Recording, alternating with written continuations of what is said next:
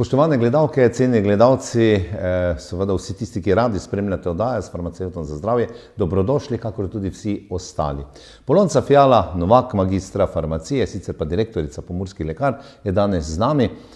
Polonca, govora bo o čajih, čajnih mešanicah in o tem bo danes tekla beseda, kar je seveda dobrodošlo. To je obdobje, ko seveda posegamo več ali manj vsi po čajih. Bova pa govorila pravzaprav o tistih domačih čajnih mešanicah in kaj pravzaprav so čajne mešanice? Res je, današnja oddaja bo nekako namenjena taki bolj naravni tematiki, zelišče bova nekoliko se dotaknila čajnih mešanic, kot ste sami rekli. Ja, namreč današnji čas, bom rekla tudi ta nekoliko jesensko-zimski praznični čas, mogoče vendarle ponuja več možnosti tudi za neka srečanja, družbo in takrat tudi velikokrat radi postrežemo čajne mešanice, kar je seveda prav. Je pa res, da tudi, če se nekoliko osredotočimo nazaj na lekarniške police ali pa lekarniške prostore, ljudje danes velikokrat želijo pravzaprav poseči tudi kar se tiče zdravljenja, samozdravljenja, če želimo, po nekoliko bolj naravnih pripravkih. Govorimo o teh, včasih reče ljudje, bio, eko, natur, to se pravi naravnih pripravkih in zelo pogosto si želijo, da kadar se jim neka težava zgodi, zdravstvena tegoba, da bi nekako se lahko pozdravili tudi z zelišči. Zato bo danes ta tematika, verjamem, da bom rekla zanimiva ali pa aktualna, tudi iz tega vidika, pa verjamem, da s kakšnim zeliščem ali pa kakšno čajno mešanico, ki jo bova potem sestavila, tudi marsikatero tegobo nekoliko ublaživa. Je res, to je trend, da vse več ljudje pravzaprav posega po zelišči, nabira zelišča, dela sami doma pripravke za čaj. Vem, ker tudi sam to počnem, pa se srečujemo na določenih lokacijah, kjer pač iščemo oziroma zbiramo zelišča. Kaj pa pravzaprav bi morali, na kaj bi morali biti pozorni mi, pa vsi tisti nabiralci zelišč, ki potem delamo čajne mešanice?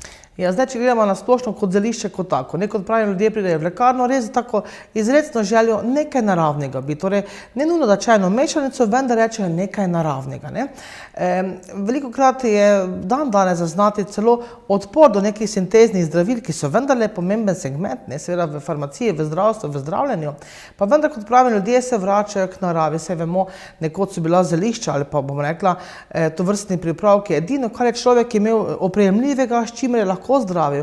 In iz tega se je potem tudi razvijala veja fitofarmacije, ki je danes uradna priznana metoda, to se pravi, zdravljenje z zelišči, torej z zdravili, pripravki iz zelišč. Torej, ko človek pride v lekarno, reče nekaj naravnega bi. No in pogosto naj povem, da je pa pravzaprav začuden, ko pa mi mogoče sežemo na lekarniško polico, pa vzamemo pripravek, mora biti celo zdravilo brez recepta in mu ga ponudimo v obliki tablet, kapsul, bom rekla, ne samo čaja kot takega, ali pa kapljic, pa pravi, ne, naravno. To se pravi, ta miselni proces, da je naravno samo zelišče, je vendarle napačno. To se pravi, mi imamo zelišče kot, bom rekla, kot snov, iz katere bomo naredili učinkovino, ki pa jo lahko damo kot tako pacientu v obliki čajne mešanice, kot pravite, lahko doma ta zelišča nabiramo in sušimo in sami pripravljamo čajne mešanice, lahko pa iz teh zelišč ali pa kot zelišče kot tako vgradimo v farmacevtsko obliko. To se pravi, dobimo spet tableto, dobimo kapljice, dobimo sirup, morda kakšen drugi pripravek, pa vendar želim poudariti, tudi to je naravno. Naravnega izvora in je pravzaprav tisto, kar pacient želi. Seveda se pogosto poraja vprašanje, včasih rečejo pacienti, pa zakaj bi vgrajevali, to se pravi v tablete, imajo včasih odpor do farmacevtskih oblik, zakaj bi vgrajevali, če nam pa narava vendarle ponuja zelišče v naravni obliki. Spomnimo se kekca, tete pehte, zelišče, rekla je, za vsako bolezen raste rožica. Ja, res je, pa vendar torej, zakaj bi vgrajevali? Zato, ker mi moramo vedeti, da zelišče kot tako vsebuje veliko učinkovin, aktivnih substanc, če rečemo. Nekaj teh substanc želimo za neko dosego učinka izkoristiti, mnogo pa je tudi učinkovin, ki so vendarle, kot bom rekla, primesi, tujki, ki jih ne želimo, lahko imajo celo stranske efekte, kontraindikacije in se jih pravzaprav želimo znebiti. To se pravi, zato mi zelišča kot take vgrajujemo v farmacevtske oblike. Zakaj še? Zato, ker pravzaprav mi moramo vedeti, koliko za neko dosego učinka mi te učinkovine potrebujemo. Zdaj, če se malenkost, ker je taki zimski čas, osredotočimo na odpornost, na imunski sistem, pa vsi imamo doma kakšen ameriški slamnik in to želimo dejansko domačo substanco nekako uporabiti, vendar se poraja vprašanje, koliko tega ameriškega slamnika doma, ki ga imamo, pa bomo mi zaužili, da bomo ne samo popili čaj v dobri družbi, z dobrim okusom, z naravno aromo, ampak da bomo dosegli učinek, ki ga želimo. To se pravi, da bomo vplivali na naš imunski sistem. Koliko tega? Je to listič, 2, je to cvet, je to steblo, je to morda korenina, tako. Koliko tega? Znači, čisto na splošno poveva, skodelica čaja, ki ga bomo doma pripravili iz domačega vrta, ne iz ameriškega slamnika, ne bo vplivala na imunski sistem, ne bo ga mogla okrepiti. Učinkovine je torej premalo. Za dosego učinka bi rabili takega čaja, kar bom rekla litre in litre. Vprašanje se poraja, ali to človek za dosego učinka lahko popije vsakodnevno. Odgovor načeloma je poznan, je ne. In zato mi učinkovino ekstrahiramo, izlužimo tisto, ki jo potrebujemo in vgradimo torej v takšni količini, samo tisto učinkovino v miligramih, v tableto, da je za eno tableto, za eno dozo, če rečeva, zadoščeno našemu imunskemu sistemu, da potem res dosežemo učinek. Prej sva rekla, kako bomo ekstrahirali. Ne? Torej, nekaj rabimo, nekaj bi pa kar zavrgli. Zdaj, če tukaj pri ameriškem slamniku mogoče, ker sva dala istočnico, ostaneva, ne? Ljudje rečejo, ja, saj imam doma torej slamnik, naredijo čaj, malo poparka, naredijo pa popijajo. To se pravi, to smo že rekla, koliko učinkovine. Vprašanje pa je zdaj, ali vemo, da se bo ta učinkovina, ki jo mi želimo izkoristiti za imunski sistem, res ekstrahirala, izlužila. Zdaj pa je vprašanje, ljudje rečejo, ja, imam liste pa stebla. Ampak največ učinkovine, ki jo mi želimo v tem primeru izkoristiti, vsebujejo korenine. Torej, ne stebla, ne lističi. Pa reče ljudje, marsikdo to že zna, ja, sem vedel, pa tudi korenine nasekljam, jih posušim, zmeljejo eni v prah in potem dajo v obliki čaja. Tukaj pa se spet zgodi neka, bom rekla, napaka ali pa težava. Korenina, učinkovina iz korenine se ne bo izlužila v vodnem mediju, to se pravi v obliki čaja, ampak v topilu alkohola. To se pravi, tisti, ki ga dajo ameriški slamnik na žganje, tukaj delajo bistveno prednost. Torej, ne, tam se bo ta učinkovina, ki jo želimo, res izlužila, potem pa je spet nadaljnje vprašanje, koliko teh kapljic bomo zaužili, kakšna je stabilnost, kako jo bomo ohranili in tako naprej.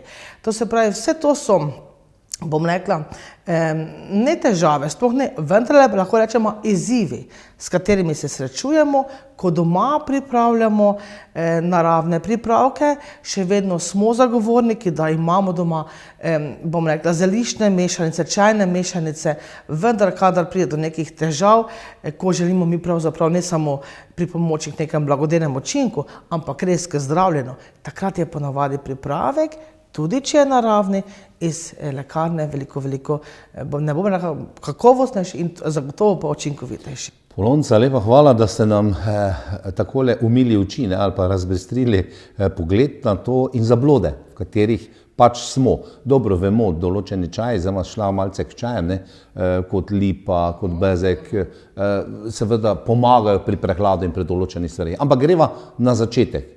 Pravzaprav kdaj so ljudje začeli posegati po čaju, vemo iz zgodovine. Mislim, da Marko Polo, evropski popotnik, začel nositi na tisti poti njegovi iz Kitajske, iz Azije, pa verjetno ne klasične, kot mi zdaj nabiramo zeliščne čaje, verjetno kakšne druge mešanice čajev, ki so imele kakšne tajine in vsega drugega. Jaz še danes vedno pravi čaj vsebuje, vendar le tajine. Ampak kje so zametki čaja, če gremo nekako pogledati? Ja, rekli ste, ja, Kitajska sigurno.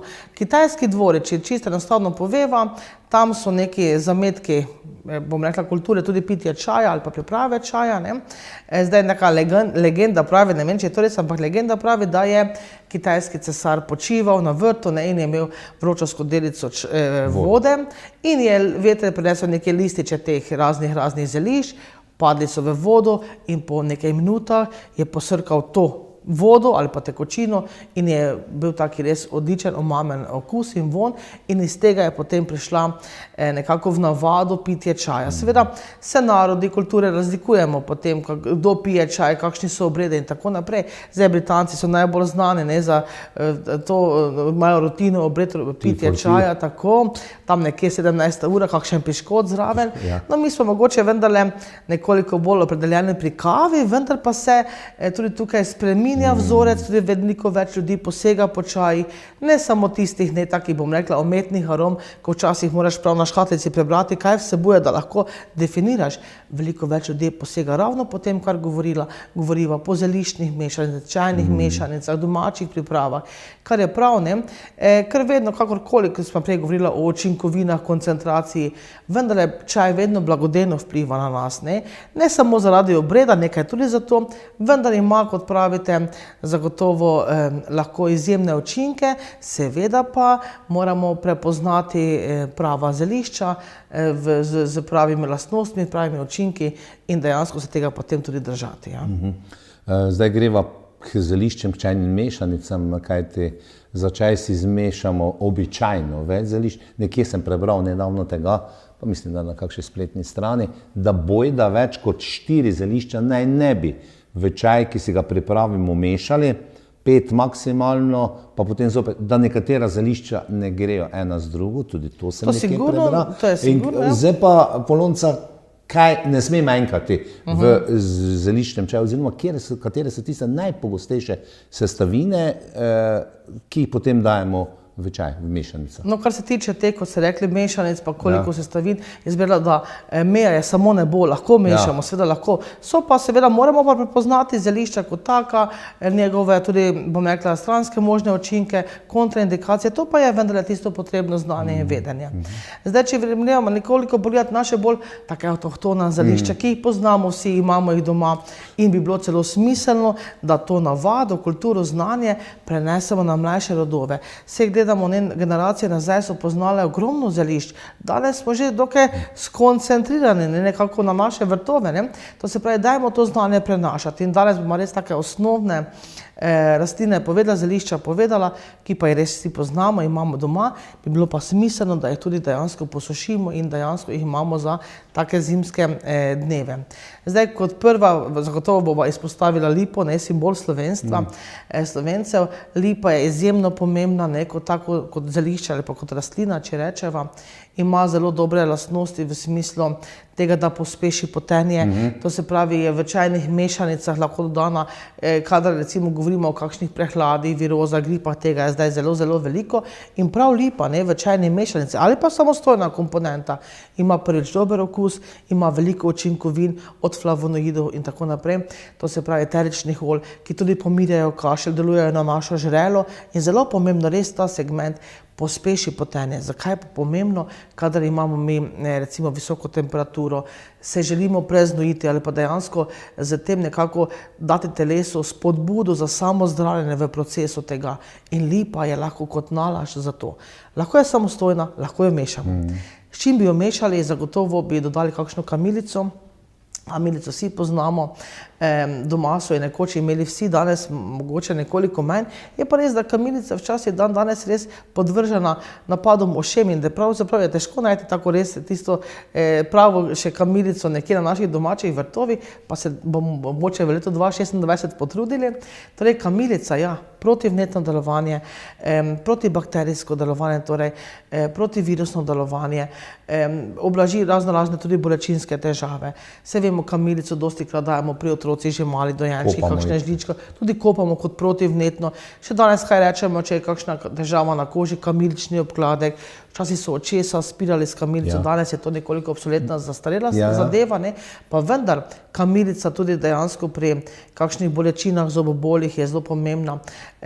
Ampak predvsem recimo pri kakih prebavnih težavah, kolikah pri otroci vemo, da je vedno kombinacija kamilice, kakšna kumina, komarček in še zraven. Izjemno pomembno, da jo imamo doma, lahko dodamo k lipi. Lipa bo pospešila potenje, kamilica malo protivirusno, protibakterijsko, odlična čajna mešanica, tudi dobrega okusa. Kaj bi še dodali, kakšen bezek, ne? Bezek vemo, da ima zelo aromatičen, zagotovo je pa res, da pazimo pri odmerjanju, ko damo zraven, bezek lahko prevlada nad drugimi okusi, tako da tukaj je meja, sva rekla prej, ne bo, malo manj bezga pa vendarle dodamo, ima pa spet doprinos k pospeševanju potenja, izjemno pomembno pri prehladih, ima dejansko take učinkovine, ki dejansko kislovine, flavonoide, eterična olja, ki vplivajo tudi na našo odpornost, na naš imunski sistem, kot sva prej rekla. To se pravi zelo pomembno zelišče. Greva nekoliko naprej, ker smo nekoliko v bolj prehladnih obolenjih, timijan, materina dušica, vsi jo poznamo, upam, da imamo na svojih vrtovih, ne, poseben specifičen okus, von, tako izjemno pomemben pri težavah s kašljem. Timijan pomaga pri izkašljevanju, naredi se taki, bom rekla, poparek in s tem mi dejansko to sluz, ki se nabira v nekih prehladnih obolenjih, lažje tudi izkašljamo. To se pravi, timijan bi bilo smiselno doma nekako zavzeti zraven dati. Če greva nekoliko še naprej, kaj bi bilo doma smiselno, da ima vsako gospodinjstvo, kakšne borovnice, suhe borovnice, plodove, včasih, ko ima kdorkoli v družini težave prebavne, to se pravi tudi kakšna driska, je včasih bila prva miselna reakcija borovnice. Danes vemo, da to nima skoraj nobeno gospodinjstvo več doma, pa bi bilo smiselno, ko imamo otroke manjše, pa tudi potem v starejšem obdobju. Se posušijo borovnice, imajo kislovine, ki zavirajo torej te težave prebavne, driske in tako naprej. Če gremo malenko še na naše vrtove, meta, melisa, to imamo, poznamo, imajo veliko eteričnih olj, mentola, ki deluje tudi proti bakterijsko, protivnetno, tako pomirjevalno, za kakšni čaj pri nespečnosti, izjemno pomembno, ne. Meta tudi recimo je taka zelo, zelo dobra v prebavnih težavah, prej smo rekla kamilice, ne, ampak kadar pa človek bruha, mu je slabo, je pa meta bistveno boljša, ne. To se pravi, meta po požirki, ko se pije, lahko izjemno doprinese k tej izboljšavi. To se pravi, vse te stvari, te snovi ali pa zelišča, ki smo jih naštela, so nujna. Seveda pa jih lahko kombiniramo z mnogimi drugimi, nekoliko manj poznanimi, od trpotca, rumenega svišča, tavžet, rože, pegastega badlja, vse tega je, kot pravi, meja je samo nebo. Polonca, zdaj pa tisto, kar je verjetno pri pripravi čaja najbolj pomembno, gre za pripravo samega čaja. Vemo, že nekdaj so nas učili, nekateri čaji se pokrivajo, nekateri ostajajo odkriti, ravno zaradi funkcije in tistih izluženih stvari, ki ponujajo. Kaj moramo paziti pri tem? Oziroma, kakšen bi vi dali napotek za kuhanje čaja? Načeloma, bolj kot pokriti, je pomembno sama priprava. To se pravi, gre za, imamo take 3 osnovne. Prevretek, poparek, pa hladna priprava. In to osnovno znanje moramo osvojiti. Največkrat doma, čisto navade, vedno delamo, bom rekla, prevretke, ampak ne, mehka zelišča, to se pravi, taka fine strukture, zahtevajo samo poparke. To pomeni, imamo zelišče, prelijemo z vrelo vodo, nič ne vre. Mi ko z vrenjem dejansko mnogo učinkovin spremenimo, uničimo, drugače ekstrahiramo, to se pravi, samo poparek vlijemo vrelo vodo, počakamo 5-10 minut, takrat po navadi pa pokrijemo, kot ste rekli, da se te učinkovine izlužijo, obdržijo aromo, eterična olja, da ne gre vse v zrak in potem je to poparek. Tukaj sva rekla, mehke, lahke, nežne strukture, odprej, če gledava, kaj sva prej naštela, lipa, kamilica, bezek, vse to, timijan, je poparek. Prevredki imamo jih seveda. To govorimo o zeliščih, ki imajo močno strukturo, korenine recimo, sva prej govorila, borovnice, morajo pa prevreti, to se pravi, zelišče ali pa rastlino v posodo, mrzla voda se zalije do vretja in par minut ali pa tudi, bom rekla, do 15 minut pa dejansko lahko mora počasi vreti, pokrijemo, odstavimo, počakamo. hrastovo ljubje, recimo, ki ga uporabljam ne toliko za pitje, ampak predvsem za kakšne obkladke, kožne spremembe, kakšne, bom rekla, rdečine spremembe, dermatoze. Hrastovo skorje je izjemno dobrodošla v takih stvareh, ampak tukaj je vedno pol ure vrenja. Glok, recimo, ne. Torej vse tista močnejša struktura. Potem imamo pa še hladno pripravo, te zelišč je nekoliko manj, našim gledalcem verjetno manj poznano. Takšna, ki pa je lahko izpostavimo, pa je slez, slezove koreninice. Nekoč smo tega veliko uporabljali, tudi že pri malih otrocih, za spiranje noska, pri kašlju smo naredili dejansko slezove koreninice na hladen način. Kaj pomeni? Izlužijo to sluz, ki jo mi želimo, bom rekla, kot učinkovino uporabiti, in ta sluz se nekako izluži ali pa sprosti samo v hladni pripravi. Imamo nežne koreninice, prelijemo za hladno vodo, pustimo nekaj ur, lahko čez noč, zjutraj se precedi, takrat se pa lahko čaj pogreje. Zakaj smo uporabljali slezove korenine ali pa uporabljamo, pa vendar je šlo mogoče nekoliko v pozabo. Pri kašlju, pri otrocih, pri odraslih je slezov čaj v tem smislu izjemno dobrodošel. Okus lahko seveda izboljšamo z kakšnim pomarančnim sokom, z medom in je zelo odlično v teh, bom rekla, tudi prehladnih obolenjih. Polonca Fiala Novak, rekli ste že nekaj, kaj pozitivno učinkuje čaj na to. Čemu? Katerim boleznim ali pa katerim zadevam, tegobam našim, pa je čaj kos, kamor lahko rekli. V začetku ste povedali, ni efekta pri slamniku, recimo, koliko je mogli popiti. Normalno je čaj, pa če ga vsak dan pijemo, recimo tisto, čemu je kos čaj? Bom rekla marsičemu, spet, meje lahko ne bo, ali pa se spet vrneva na kekca in teto pehto. Za vsako bolezen vendar raste rožica, vendar jo moramo prepoznati, prav uporabiti in takrat učinek seveda ni zanemarljiv. Zdaj, če pogledava te zelišča, ki so jih danes nekako omenila, pa jih damo v neko čajno mešanico, bi lahko rekla, da smo danes najbolj pogosto omenila prehladna obolenja, viroze, gripe in tako naprej. Tukaj bi jaz res take dala osnovne napotke za pripravo čajne mešanice, takega čaja, če rečeva proti prehladu ali ob prehladu, vsebuje naj lipo, kamilico, bezeg, to zagotovo. In ta čajna mešanica, kot sva rekla prej, bo pospešila potenje, bo okrevanje bistveno hitreje, dejansko kaj dela kot čaj kot tak, z temi učinkovinami, kot sva rekla, pospeši potenje, deluje protivnetno, tudi določene stvari protibolečinsko. Hkrati pa mi v prehladnem obolenju vlažimo sluznice. Sluznice so zelo pomembno, da so dejansko v pravem tem, bom rekla, vlažnem obdobju, zato ker dejansko virusi se najlažje razvijajo v suhi sluznica, nosna sluznica, ustna sluznica. Zatem, ko mi tudi z čajnimi mešanicami temu poskrbimo, lahko tudi viruse na lažji način dejansko premagamo. Tako da tukaj bi dejansko dali to mešanico, ki sva sedaj omenila. Če greva naprej, rekla sva prej kakšne prebavne težave, tukaj imamo kar taki velik razpon. Govorila sva o meti, ki je zelo dobrodošla, kadar nas nekako doleti kakšno bruhanje, veliko manj driska, ampak bruhanje slabost. Lahko jo kombiniramo nekoliko z melisom. Če imamo take, včasih ljudje rečejo, zdaj sploh taki decembrski praznični čas, težji obroki bodo, več bo masnega, več bo nekih pregreh v tem smislu. Pegasti badelj kot tak dodatek je izjemno dober. To se pravi, tudi spodbuja, bom rekla, k izločanju žolča, v tem smislu, da se prebava lažje steče. Vse učinkovine, ki imajo neke grenčine, so v teh prazničnih mesecih zelo priporočljive. Rumeni svišč, tavžen troža. Grenčina kot taka spodbuja tek, spodbuja prebavne sokove, da tudi ta proces presnove, prebave lažje steče in bi take mešanice lahko tudi seveda pripravili. Prej sva govorila recimo o kašlju kot takem. Timijan sva izpostavila. Če poznajo ljudje, lahko seveda dodajo trpotec, lahko dodajo, bom rekla, slezove koreninice, sladki koren.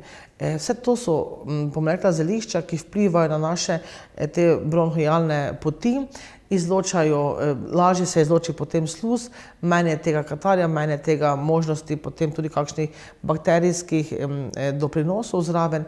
In te čajne mešanice, bom rekla, kot preventiva, tukaj danes govoriva v tem smislu o preventivi, pa tudi kadar nekako nas doleti, lahko s tem dokaj zelo stvar omilimo.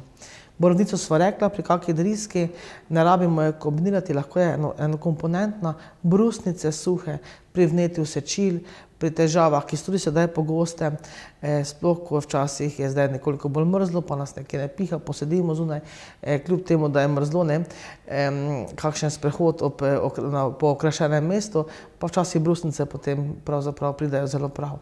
To se pravi, ja, približno smo sestavili nekaj takih osnovnih mešanic, teh bi lahko sestavljala pravzaprav v nedogled, pa verjamem, da je vendarle osnovno znanje pri ljudeh še vedno prisotno. Malenko smo ga obudili, mogoče nadgradili, zagotovo pa so Pomurske lekarne tisti prostor, kjer je to, bom rekla, znanje tudi na dosegu roke, ko ljudje potrebujejo pomoč, smo seveda na voljo. In v teh prazničnih dneh verjamem, da sva toliko čajnih mešanic sedaj sestavila, da tudi kakšen obisk, ko nas nekako razveseli, ko je prijetna družba, da postrežemo seveda vse druga, kar pač je v teh mesecih ali pa dnevih primerno, tudi kakšen čaj in dejansko, če te mešanice nekako prav dejansko sestavimo, lahko blagodejno vpliva na nas. Zagotovo toliko bolj, če dodamo kakšno dobro misel, bom rekla, če ga začinimo z ljubeznijo, z dobrimi mislimi, dobrimi željami, plemenitimi hotenji, bo taka čajna mešanica zagotovo izjemno polepšala dan ali pa te praznične dni, pa seveda to našim gledalcem tudi želim. Slišali ste, cenjene gledalke in gledalci, kaj, po čem poseče. Jaz samo dodajam k Polonci Fiali Novak, magistri farmacije, direktorici Pomurskih lekarn, seveda, da uživate v čajih, v zeliščih, ki bo več tudi na mizi te dni, in da seveda skrbite predvsem za svoje zdravje in za zdravje vseh tistih, ki so zraven vas. To je bila še ena iz serije oddaj s farmacevtom za zdravje. Do prihodnje vam želim vse dobro, srečno.